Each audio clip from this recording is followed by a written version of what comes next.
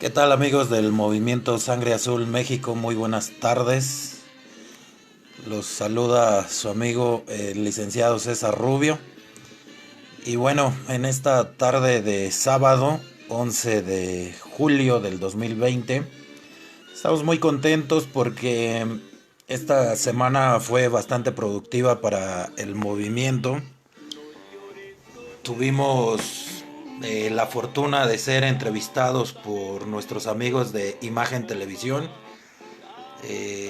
Salió una nota acerca del certamen de dibujo El Niño y el Policía, con Francisco Sea, igual de Imagen, y también salió la nota del certamen de pintura infantil El Niño y el Policía en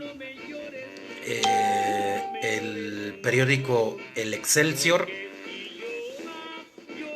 Y el día de ayer nos entrevistaron en el radio, Heraldo Radio nos hizo una entrevista. Y la verdad es que estamos muy contentos, le estamos dando mucha difusión a la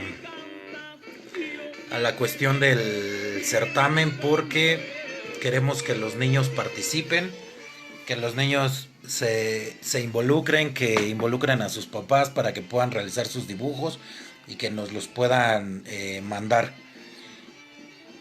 Pues bueno, el día de hoy vamos a dar la tercera clase, clase virtual en el marco del seminario o ciclo de conferencias, perdón, ciclo de conferencias que titulamos Práctica Forense Policial. Y bueno, vamos a trabajar hoy con lo que es los derechos de los imputados. Hablábamos la clase anterior, bueno, la vez que tuvimos la clase anterior, que había o hay dentro del proceso penal existían los derechos de la víctima u ofendido, del imputado, de los testigos y de las niñas, niños y adolescentes. Y bueno, estos eran de los derechos de las partes procesales. Y estábamos viendo que los temas son bastante largos, sobre todo este de los niños, niñas y adolescentes. El de los testigos es donde nos involucra a los policías. Y este de la víctima u ofendido. Y bueno, no es que este no sea importante, este también es bastante importante, que son los derechos del imputado. Como mencionábamos en las clases anteriores, el marco o el eje rector del proceso del nuevo sistema de justicia penal se llama derechos humanos, son los derechos humanos. Entonces, si decimos que el marco, que los derechos humanos son el eje rector de este nuevo modelo, pues tenemos que hablar de los derechos de todos de estos sujetos procesales o partes procesales dentro de ese proceso. Entonces tenemos que el marco constitucional de de los derechos en el proceso penal, pues es el artículo 20 constitucional, apartado B. Bueno, les mencionábamos, ¿no? Hoy vamos a trabajar con lo de los derechos de los imputados, después vamos a ver los derechos de las víctimas u ofendidos, después los testigos, que es súper importante porque aquí nos involucra a los agentes encargados de hacer cumplir la ley, y este que es súper importante, el de los niños, niñas y adolescentes. Denme un segundito. Y bien, dentro de estos derechos del imputado existe algo muy importante que todos debemos de saber, que existe esta cuestión que se llama presunción de inocencia. Su fundamento legal se encuentra en el artículo 20 constitucional, apartado B, fracción primera. que ahorita les vamos a leer. Es muy importante que nosotros sepamos que los imputados pues tienen esos derechos. Dice el artículo 20 constitucional que el proceso penal será acusatorio y oral. Se regirá por los principios de publicidad, contradicción, concentración, continuidad e inmediación. Vale, permítanme un segundo. Sigue diciendo, bueno, acá habla el apartado B del 20, habla de los principios generales. Y bueno, es importante que sepamos que el proceso penal tiene como objeto el esclarecimiento de los hechos, proteger al inocente, procurar que el culpable no quede impune y que los daños causados por el delito se reparen. Ese, digamos, es el objetivo principal del proceso penal, ¿no? Las audiencias se desarrollarán en presencia del juez, sin que pueda, bueno, sí, se deben desarrollar en presencia del juez. Para los efectos de la sentencia, solo se considerarán como pruebas aquellas que han sido desahogadas en la audiencia de juicio. El juicio se celebrará ante un juez que no haya conocido del caso previamente. Esto es como así, este apartado lo vamos a tocar así muy someramente, porque en realidad hay otras cuestiones que son las que en realidad nos importan, ¿no? Pero bueno, decía aquí que para los efectos, no, el juicio deberá celebrarse ante un juez que no haya conocido del caso previamente. Anteriormente en el sistema inquisitivo o el sistema pasado, pues, un juez conocía de todo, de todas las etapas procesales. Aquí no, en el nuevo sistema de justicia penal, no. En cada etapa del proceso va a conocer un juez distinto al que conoció en la etapa previa. Eh, la carga de la prueba para demostrar la culpabilidad corresponde a la parte acusadora. Esto es muy padre porque aquí dice, el juicio se celebrará, no, la carga de la prueba para demostrar la culpabilidad correspondiente le corresponde a la parte acusadora, es decir, la parte que nos acusa debe de probar su acusación. Incluso nosotros podríamos ir a un juicio sin ofrecer pruebas, porque quien tiene que ofrecer las pruebas o la carga de la prueba recae en la parte que nos está denunciando o haciendo la acusación. Ningún juez podrá tratar asuntos entre sujetos a proceso con cualquiera de las partes sin que éste presente la otra.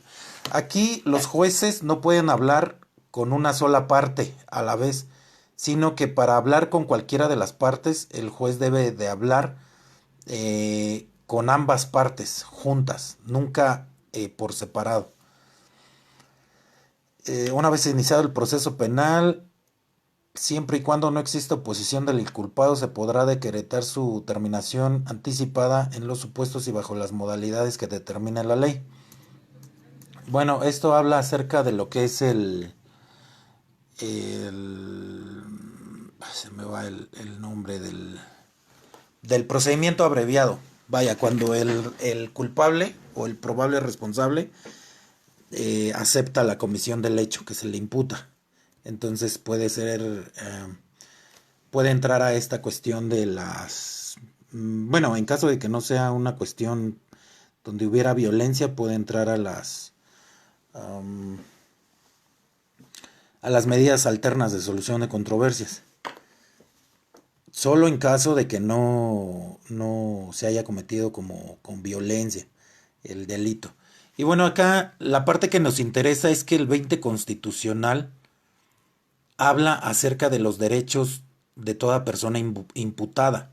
Entonces nosotros como primeros respondientes tenemos que saber a cabalidad cuáles son los derechos que le asisten a los imputados. Y aquí viene esta cuestión, este es el marco legal constitucional de la presunción de inocencia. Para que nos quede mejor entendido qué es la presunción de inocencia, hay una jurisprudencia que quiero señalárselas. Y bueno, dice aquí presunción de inocencia, alcances de este principio constitucional. Y voy a leerles un pedazo de esto. Dice, el principio de presunción de inocencia que en materia procesal penal impone la obligación de arrojar la carga de la prueba al acusador.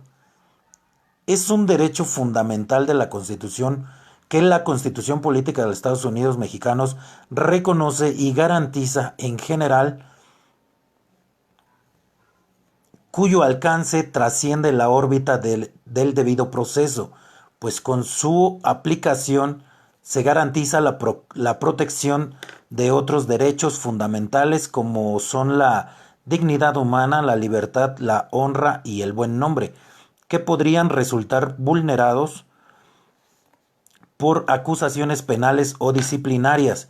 En consecuencia, este principio opera también en las situaciones extraprocesales y constituye el derecho a recibir la consideración y el trato de no autor o no partícipe. Aquí está lo que yo les mencionaba. La presunción de inocencia radica entonces en el derecho a recibir la consideración y el trato de no autor o no partícipe en un hecho de carácter delictivo o en otro tipo de infracciones mientras no se demuestre la culpabilidad.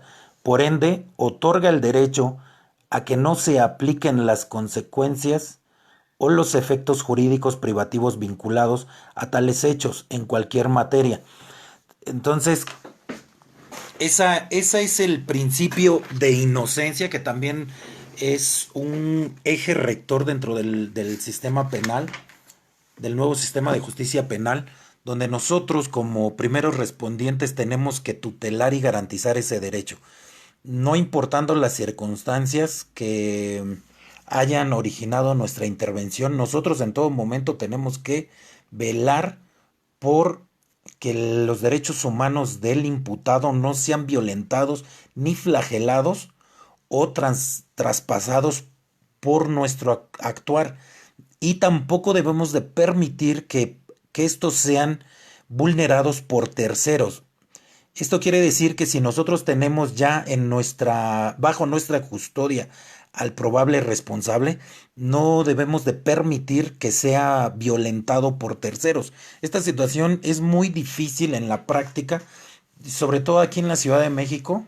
Hemos visto diversos casos donde los compañeros ya tienen al detenido y resulta ser que hay una turba de gente que pretende quitarle al asegurado a los compañeros, ¿no? Entonces resulta en cuestiones de linchamientos, donde pues los compañeros se ven rebasados en número y pues bueno, afortunadamente no, yo no he sabido de algún caso donde, bueno, más bien sí, el caso de allá por Tláhuac, hace ya algunos años lincharon a los pobladores de aquella parte de la Ciudad de México, lincharon a unos supuestos policías, bueno, decían que eran policías, que los acusaban de secuestro de menores. Entonces la gente salió,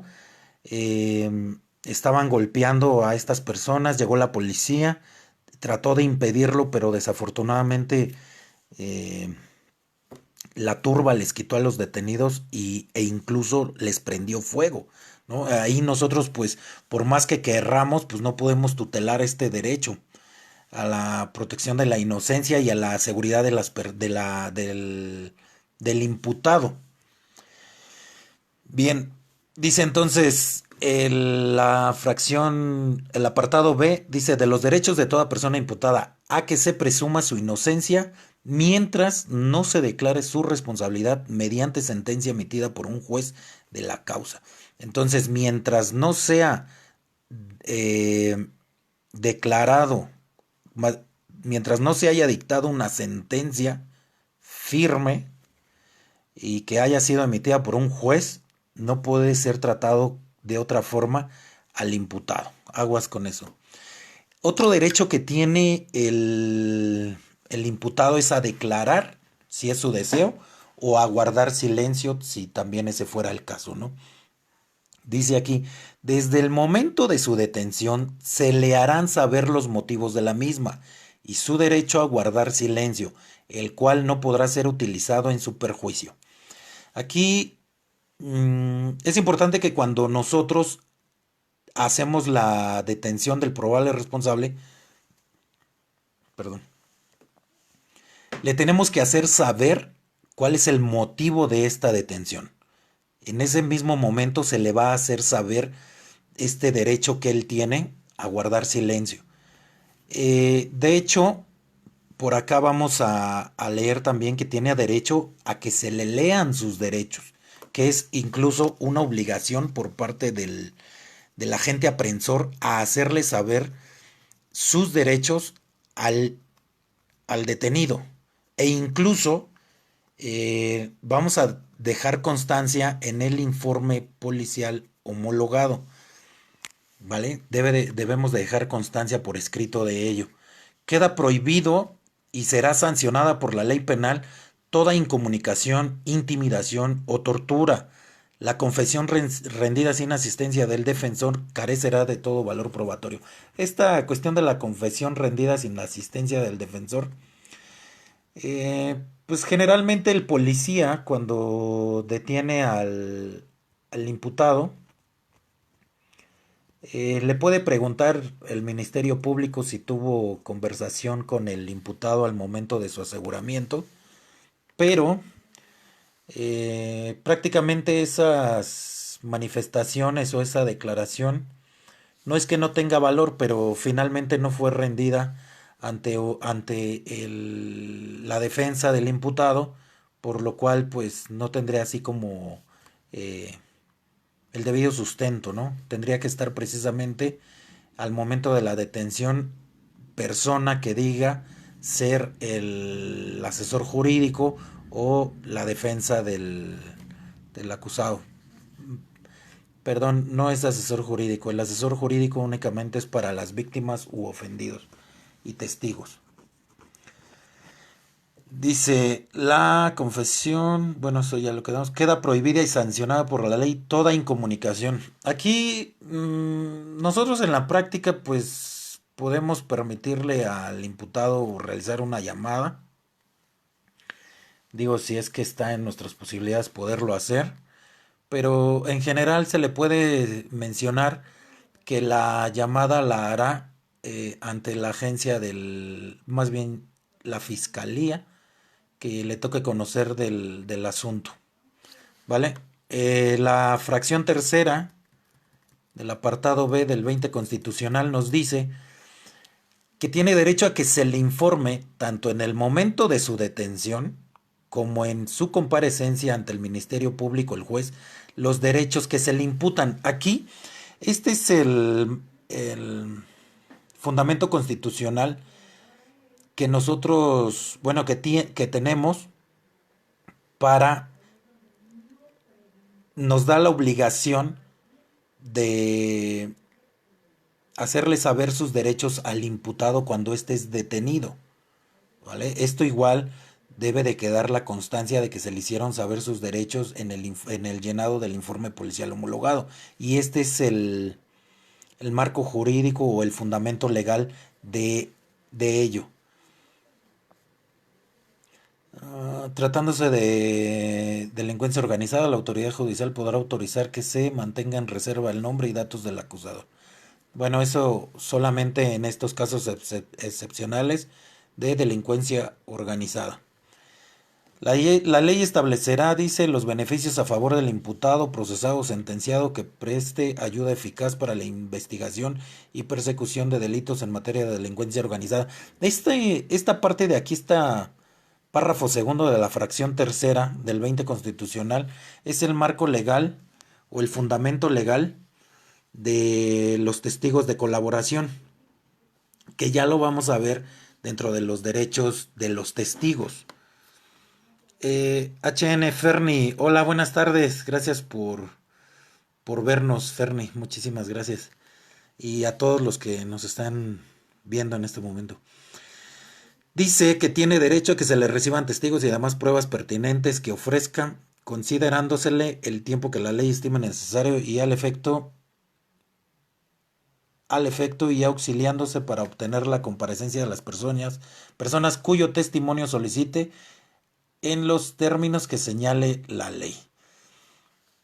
Bueno, pues todas las partes procesales prácticamente tienen, digamos, derechos similares, y uno de ellos es que se le reciban testigos y las pruebas que considere pertinentes para su defensa.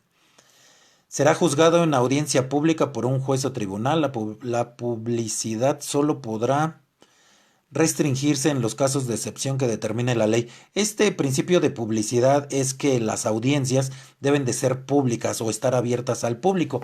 Hemos visto casos, por decir el caso de los compañeros que fueron consignados al reclusorio sur por el caso Melanie, donde su audiencia no fue pública, su audiencia fue a puerta cerrada, y aquí es una excepción al principio de publicidad, donde se restringe, como en este caso, este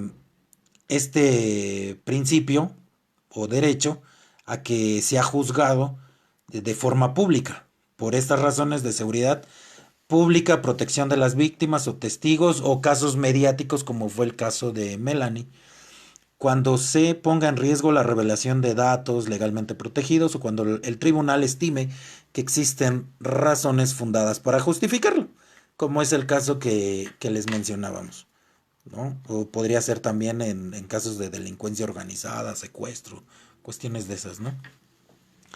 Dice aquí, en delincuencia organizada, las actuaciones realizadas en la fase de investigación podrán tener valor probatorio cuando no puedan ser reproducidas en juicio o exista riesgo para el testigo o víctimas, lo anterior sin perjuicio del derecho del inculpado de objetarlas o impugnarlas y abordar prueba en contra. Dice, en delincuencia organizada, las actuaciones realizadas en fase de investigación podrán tener valor probatorio. La fase de investigación es la fase cuando se inicia el proceso, ¿vale? Esas son como las pruebas que se recabaron al inicio de la carpeta de investigación, que fue la que, eh, digamos, las pruebas que dieron origen a la consignación y eventual judicialización de la carpeta. Dice, le serán facilitados todos los datos que solicite para su defensa y que consten en el proceso, como son que el imputado puede solicitar copia incluso certificada de todo lo actuado para su mejor defensa. El imputado y su defensor, dice, tendrán derecho a los acceso a los registros de la investigación cuando el primero se encuentre detenido y cuando pretenda recibírsele declaración o entrevistarlo. Asimismo, antes de su primera comparecencia ante el juez, podrán consultar dichos registros con la oportunidad debida para preparar la defensa. Anteriormente este principio o este derecho se violaba mucho en juicio. Actualmente las fiscalías, a nosotros como defensores, se nos brindan todas las facilidades para poder tener acceso a la carpeta sin mayor problema. Dice aquí, a partir de este momento no podrán mantenerse en reserva las actuaciones de la investigación, salvo los casos excepcionales expresamente señalados en la ley, cuando ello sea imprescindible para salvaguardar el éxito de la investigación y siempre que sean oportunamente revelados para no afectar el derecho de defensa. Esta cuestión de revelados quiere decir que las partes en el proceso, sobre todo la defensa y el Ministerio Público, tienen que hacerle saber al juzgador las pruebas. Estas no las pueden mantener en secreto, salvo, dice, en reserva las actuaciones, salvo los casos excepcionales y expresamente señalados en la ley. Sin embargo, deberán ser oportunamente revelados a las partes para no afectar el derecho de la defensa del imputado. Será juzgado antes de 4 meses si se trata de delitos cuya pena máxima no exceda de 2 años de prisión y antes de 1 año si la pena excediere de ese tiempo, salvo que solicite mayor plazo para su defensa. Aquí este derecho, pues generalmente no opera así. Ahorita, por decir, nosotros tenemos una persona que estamos defendiendo en el reclusorio sur y desde abril no le han podido señalar sentencia, bueno, sentencia, audiencia por la cuestión de la pandemia, ¿no? Entonces, aunque nosotros metiéramos un amparo por la dilación de la impartición de justicia, pues prácticamente nos batearían porque estamos en la cuestión de la pandemia y pues una cuestión nacional e incluso mundial y pues no se pueden celebrar audiencias por ahora. Tendrá derecho a una defensa, a un acusado que elegirá libremente y si no, pues ya saben, ¿no? Les podrán nombrar un abogado del público o de oficio, como lo conozcan, y en ningún caso podrá prolongarse la prisión o detención por falta de pagos de honorarios, de defensores o cualquier otra prestación de dinero por causa de la responsabilidad. Esta ya es cuestión de los abogados, ¿no? La prisión preventiva no podrá exceder del tiempo que como máximo de pena fije la ley al delito de motivarse el proceso y en ningún caso será superior a 2 años, salvo que su prolongación se deba al ejercicio del derecho de defensa del imputado. Bueno, esta fracción segunda de la... eh, no es fracción, es el párrafo segundo de la fracción novena. Nos menciona que la prisión pues no va a poder exceder del tiempo, es decir, si la pena del delito es 5 años y si durante esos él ya estuvo preso 5 años y no le han podido dictar una sentencia, pues él prácticamente tendrá que obtener su libertad, salvo el caso que la prolongación se deba al ejercicio del derecho que tiene la defensa, más bien que tiene el imputado de por así convenir a sus intereses. Solo en ese caso. En toda la pena de prisión que imponga una sentencia se computará el tiempo de la detención. Es decir, que si yo llevo 5 años preso y hasta 5 años un día se me dicta una sentencia, todos esos 5 años un día se computarán como tiempo que yo ya haya compurgado mi sentencia y ya nada más cumpliré, digamos que fueran 7 años, pues ya nada más me faltarían 2 años de cumplir, ¿no? Es un ejemplo. Pero bueno, este artículo 20 constitucional contempla diversos derechos, ¿vale? Que digamos son en general, pero en la práctica nosotros pues al momento de que detenemos al imputado pues no le leemos todos esos derechos. Incluso ni siquiera esto de la constancia de derechos, constancia de lectura de derechos al detenido, que lo señala el protocolo nacional el protocolo nacional de actuación del primer respondiente. Incluso ni siquiera estos, ¿no? Estos derechos que enumera la constancia de lectura de derechos al detenido del protocolo nacional, dice, usted tiene derecho a saber el motivo de su detención, por lo que se le informa que tiene derecho a guardar silencio, dice aquí. Tiene derecho a declarar, en caso de hacerlo, lo hará asistido de su defensor ante la autoridad competente, tiene derecho a ser asistido por un defensor, eh, a hacer del conocimiento un familiar o persona que desee los hechos de su detención, el lugar de su custodia y el lugar de custodia en que se halle en cada momento. Esto es importante que lo sepamos porque generalmente cuando nosotros detenemos al probable responsable, lo teníamos en un punto A y lo trasladamos a un punto B, que es el Ministerio Público, pero si el Ministerio Público, más bien, si el médico legista ah, adscrito a la fiscalía determina que él no puede calificar las lesiones, lo va a trasladar a un punto C, que podría ser algún nosocomio, y de ahí, si este nosocomio no tiene la infraestructura para atenderlo, pues lo trasladará a otro lugar, lo va a llevar a otro lugar. Entonces, la familia tiene derecho, o bueno, es un derecho del detenido, que su familia sepa a dónde, en qué lugar se encuentra en todo momento, ¿no? Eso el Ministerio Público no te puede privar de ese derecho. Acá hablamos del principio de presunción de inocencia, que es que tiene derecho a ser considerado inocente desde este momento hasta que se determine lo contrario. En caso de ser extranjero, tiene derecho a que el consulado de su país sea notificado de su detención. El 8 dice tiene derecho a un traductor o intérprete, el cual le será proporcionado por el Estado, obviamente sin costo. Tiene derecho a ser representado ante el tiene derecho a ser presentado, perdón, ante el Ministerio Público o ante el juez de control, según sea el caso, inmediatamente después de ser detenido o aprehendido. Este derecho, amigos, de ser presentado ante el Ministerio Público o juez de control, habla acerca de del derecho a ser puesto sin demora, ¿vale? Por el agente aprensor ante la autoridad competente llamada Ministerio Público. Aquí tenemos que tener cuidado.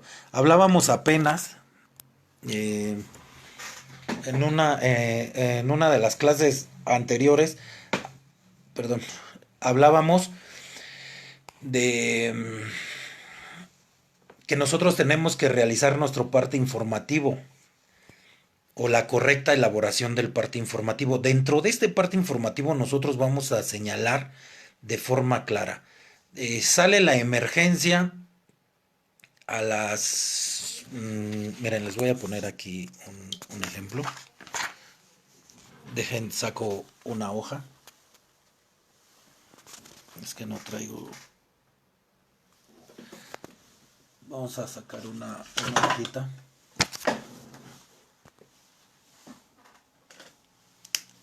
Bien, miren.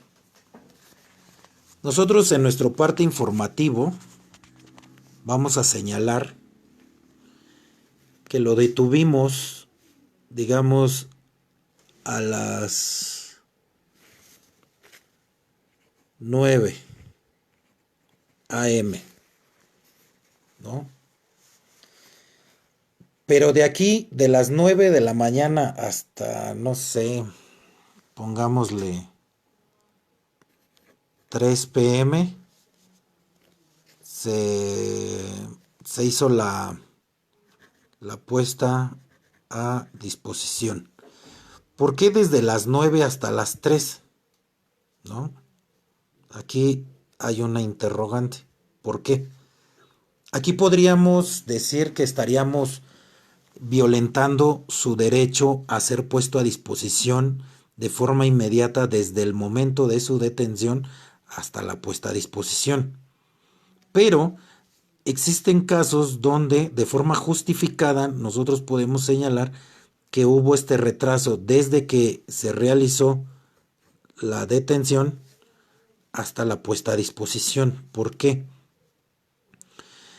Porque en nuestro parte informativo y sobre todo al momento de rendir nuestra entrevista ante el agente del Ministerio Público, nosotros le tenemos que señalar tiempo por tiempo qué fue lo que ocurrió hasta que llegamos aquí. ¿Vale? Aquí podemos decir que a las 9 de la mañana había llamada de central de radio, reportan hechos y llegamos al lugar a las 9:07, un decir, ¿no? Posteriormente a ello, realizamos la detención, ya esto en el informe policial, de igual forma en el parte informativo, podemos decir que la detención del probable responsable la realizamos a las 9:12, ¿no? Posteriormente nos trasladamos. Bueno, aquí podemos mencionar que son hipótesis, ¿no? Podemos mencionar que el detenido al momento, bueno, que el asegurado al momento de ser aprehendido presentaba ciertas lesiones, por lo que se solicitó el apoyo de Cruz Roja, quien arribó a las 9:37 y se retiró a las 10:05, ¿no? Sin ameritar traslado del probable responsable. Pero durante el trayecto, nuevamente el asegurado se vuelve a sentir mal y vuelves a pedir una ambulancia. Hechos que ocurren, digamos, a las 10:15. Y arriba la ambulancia al punto X a las 10:40. Y de ahí la ambulancia lo traslada hasta el hospital, arribando al mismo, no sé, te gusta 11:17. Pero de aquí todavía, ¿no? Tuviste que esperar. Obviamente uno de la tripulación se va a quedar en resguardo del detenido y el otro va a concurrir al Ministerio Público, ¿vale? Entonces, aquí bueno, ya en la frecuencia de radio, pues obviamente se le da conocimiento al Ministerio Público que tenemos detenida a una persona que está siendo trasladada al hospital y que han ocurrido todos estos eventos, ¿vale? Y esto es por vía radio. Acuérdense que en las agencias del Ministerio Público había, y supuestamente la jefa de gobierno los quitó, pero sabemos que sigue existiendo el servicio de Imaginaria. ¿Sale? Todos sabemos que existe este servicio y es el de Imaginaria quien triangula la información con las unidades en campo con el Ministerio Público en la oficina, ¿no? Es el quien le informa, la Imaginaria le informa, Ministerio Público, tenemos tal cuestión y el compañero que trae indicios ya viene en camino y el otro ya está en en el, en el hospital, ¿no? Por eso es que nosotros podemos justificar de forma legal o bien que hubo un retraso desde las 9 hasta las 3 de la tarde en nuestra comparecencia. Pero si fuera el caso que nosotros detuvimos al probable responsable a las 9 de la mañana y lo presentamos a las 3 de la tarde y no justificamos de forma verídica este retraso, estaríamos violentando el derecho del imputado a ser presentado ante el Ministerio Público de forma inmediata y obviamente va a pasar que se nos va a fincar responsabilidad que no queremos y que pues nosotros nos quedemos detenidos en lugar del probable responsable, quien por esa violación a su derecho humano de ser puesto a disposición de forma inmediata puede obtener su libertad y nosotros quedarnos en lugar de él, ¿no? Entonces, la recomendación, amigos, es que se realice el parte informativo de forma detallada y que de igual forma, cuando nosotros estemos declarando ante el Ministerio Público o estemos rindiendo nuestra entrevista, lo hagamos así, de forma detallada y concienzuda. Esto nos va a evitar muchos problemas. Y sobre todo, que cuando nosotros seamos llamados a comparecer en nuestra calidad de testigos ante el tribunal de enjuiciamiento, el leer nuestro parte informativo y nuestra entrevista ante el Ministerio Público nos va a ayudar a refrescar la memoria y a no cometer contradicciones en el, en la batería de preguntas o de interrogatorios que se llevan a cabo en la audiencia de juicio, ya dentro del proceso, ¿vale? Entonces, esa sería como una recomendación. Y tenemos,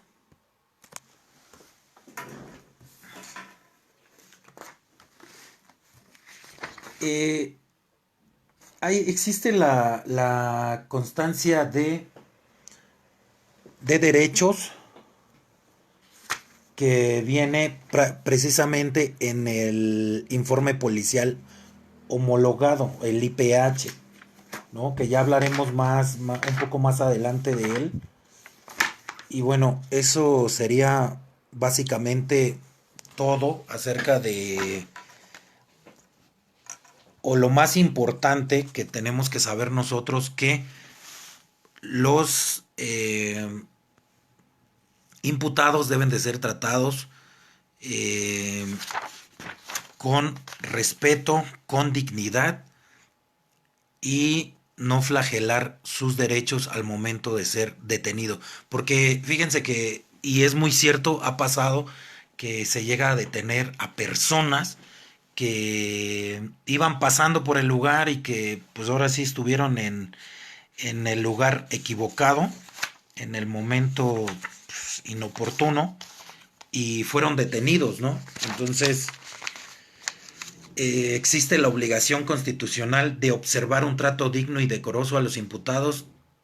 Eh, Esta obligación reside en todas las autoridades, no importando el ámbito de sus respectivas Hola, buenas noches. Ahora, mi comparecencias. casa 6, condominio Walter Center de Control y Vigilancia.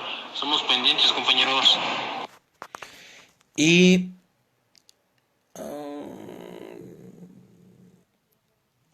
dice aquí, en la práctica el primer respondiente al momento de realizar la detención del probable responsable deberá realizar la lectura de derechos a este, lo que le hará de primera instancia y de viva voz en el lugar de la detención. Gracias, comandante R10. No.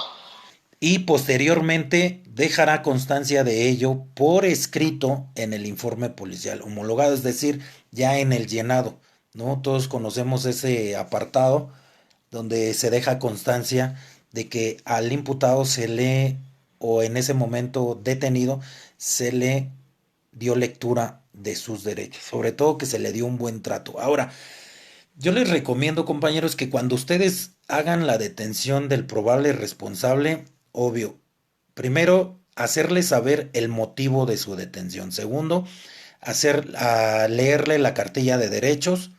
Tercero, eh, obviamente en ese inter, ustedes ya debieron de haberle colocado los candados de manos o las esposas, haberlo abordado a la unidad. Aquí es muy importante que ustedes sepan que hay un protocolo de traslado de personas detenidas. Si no lo sabemos, debemos de tomar en consideración que cuando nosotros detenemos a alguien, incluso se le debe de poner el cinturón de seguridad. Nunca dejar solo al detenido en la parte trasera de la unidad. Debe de estar siempre acompañado por alguien, por la simple y sencilla razón que muchos de los detenidos se golpean o intentan causarse lesiones ellos mismos para posteriormente querernos imputar lesiones o cuestiones de tortura ya ante el Ministerio Público, ¿no? Tratando de tergiversar o crear una historia en la que ellos pudieran obtener su libertad e incluso perjudicar a los policías, ¿no? Entonces, si nosotros vemos que en la unidad la persona está empezando a ponerse violenta, que está empezando a tener una conducta agresiva, yo les sugiero que ustedes puedan grabar con sus celulares. Ojalá ya tuvieran el equipo de las webcam que traen, bodycam, perdón, de las bodycam que traen ya nuestros compañeros de la alcaldía de Álvaro Obregón, eh, para que se pudiera documentar esos hechos. Si no tenemos el bodycam, nosotros mismos con nuestros aparatos celulares podemos grabar al imputado. no le estamos violentando ningún derecho con ello. Incluso hacerle saber al Ministerio Público en nuestra entrevista que el sujeto intervenido o asegurado puesto a disposición tenía conductas agresivas hacia su propia persona, infringiéndose golpes o lesiones por él mismo, hecho que compruebo con el video capturado con mi dispositivo telefónico móvil, el cual pongo a su disposición a efectos de que integre la carpeta de investigación.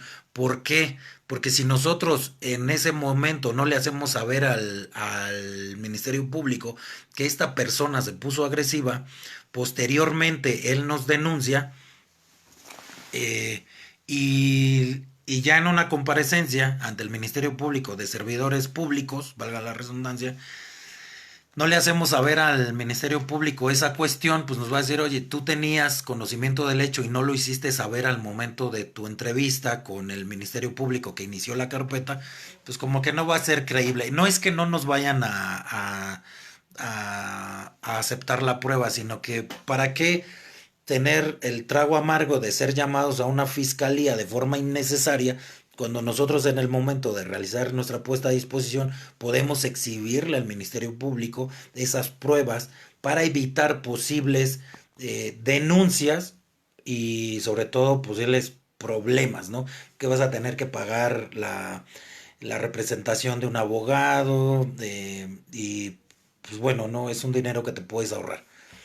Entonces, mm, también otra cuestión es que hasta que el Ministerio Público no nos dé la hoja de resguardo para la Guardia de Policía de Investigación, recuerden, el asegurado está a tu resguardo, es tu obligación velar por su integridad, por su protección e incluso por su vida, ¿no? Porque hay gente que sabe que cometió el hecho y pretende privarse de la vida, ¿no? Entonces, si el asegurado se te va o se suicida, pues ¿de quién es la responsabilidad? Pues tuya, ¿no? Porque estaba a tu resguardo. Entonces, el Ministerio Público te tiene que dar el,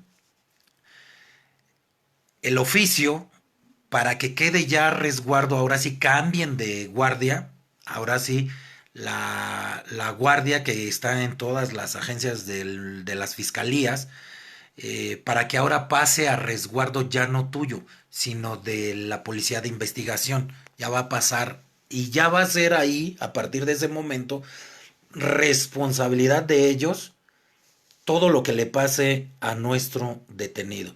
Yo les quiero pedir a los compañeros, sé que hay casos que son muy complejos donde pues de plano son hechos violentos, de sangre, cuestiones muy difíciles, pero pues como que a nadie nos gustaría estar en los zapatos de alguno de los detenidos y más si ese detenido pues no cometió nada, está de forma, digamos, em, pues no sé, como les mencionaba hace un rato, ¿no? Por azares del destino él iba pasando, lo detuviste y posteriormente él tendrá que deslindar la responsabilidad. Entonces, yo les pido que seamos humanos con las personas, que si tenemos al detenido y los familiares nos preguntan por la situación de él, pues no negarnos, ¿no? O sea, a veces también eso como que genera resentimiento en la sociedad y pues por eso no quiero decir que o que esté yo a favor de los delincuentes, ¿no? Pero sí tener como un trato, pues todavía un juez no lo ha decretado como culpable, se supone que sigue siendo inocente y no me quiero escuchar como cierta persona ahí que es muy cuestionada, que dijo abrazos no balazos. Aquí es solamente usar el sentido común, nuestra parte humana y ser empáticos con las personas y pues brindar, ¿no? la información a los familiares del detenido. Y pues bueno, es así como terminamos esta tercer clase. Les pido por favor que los que no conozcan del certamen de pintura infantil El Niño y el Policía puedan consultar las bases a través de la página de Facebook del Movimiento Sangre Azul México. Los invitamos a dibujar, a divertirse, a convivir con su familia, a, a que manden sus dibujos al correo electrónico del movimiento y que sobre todo que haya una convivencia familiar, eso es lo que nosotros queremos. Sí que exista una cultura de respeto desde la infancia hacia los agentes encargados de hacer cumplir la ley, pero también queremos, aprovechando ahorita la cuestión de la pandemia, que podamos jugar con nuestros hijos, que podamos enseñarles cuál es la labor del policía en sociedad, cuáles son las funciones, por qué está el policía ahí. Yo sé que es el servidor público más detestado, más odiado, pero también sabemos que sin este servidor público nuestra sociedad sería un caos. Necesitamos forzosamente esa figura de autoridad porque su simple presencia evita en ciertas ocasiones la comisión de delitos. Eso se llama eh, prevención del delito, ¿no? Entonces, la simple presencia de un agente de autoridad en vía pública representa eso, la prevención del delito y de saber que existen normas, que existen leyes y las que se tienen que respetar. Es por ello que nosotros tenemos que hablar con nuestros hijos, incluso cuando, bueno, a mí me pasa, ¿no? Con mis sobrinos, con mi hijo, con nuestros hijos que nos dicen, oye papá, ¿por qué está el policía haciéndole así, ¿no? Ah, pues mira, hijo, él está haciendo vialidad, es una cuestión de cultura cívica, de respetar a los agentes, de saludarlos, porque son nuestros amigos, cuestiones así, ¿no? Para que nuestros niños, desde pequeños, vayan teniendo como esa interacción con la figura del policía y que empiecen a respetar a a este servidor público desde la infancia. Pero lo más padre es que tú puedes estar con tu hijo hoy, esta tarde, esta noche, empezando a dibujar, empezando a tu proyecto de dibujo, porque vamos a seleccionar los dibujos de mayor creatividad, de mayor ingenio, no tanto así como los trazos, pero yo creo que en una transmisión posterior vamos a enseñar algunos ejemplos de dibujos que nos han mandado y como más o menos como para que se den una idea, ¿no? De qué es lo que nos está llegando, que es muy padre. Y pues los invitamos a que se sumen, que convivan y que eh, compartan la publicación para que más y más niños puedan participar y quien quita, ¿no? Se lleven un regalo. Un regalo padre, son regalos sorpresas, porque no queremos decir qué tipo de regalos son, pero por la simple razón de que no queremos que el niño participe solamente porque se va a ganar una bolsa de dulces, sino queremos que el niño haga conciencia, igual los papás, ¿no? Que se documenten, que busquen en internet, si tienen alguna revista, incluso hay libros de policías, películas de policías, series, dibujos animados de policías, entonces que se vayan involucrando, ¿no? En esta cuestión, es algo muy padre. Los invito a interactuar con sus hijos y a divertirse, a dibujar y mándenos sus dibujos. Nos despedimos por el orgullo de ser policías, ya lo saben. Y recuerda, nunca te vayas del servicio sin haber hecho una buena obra.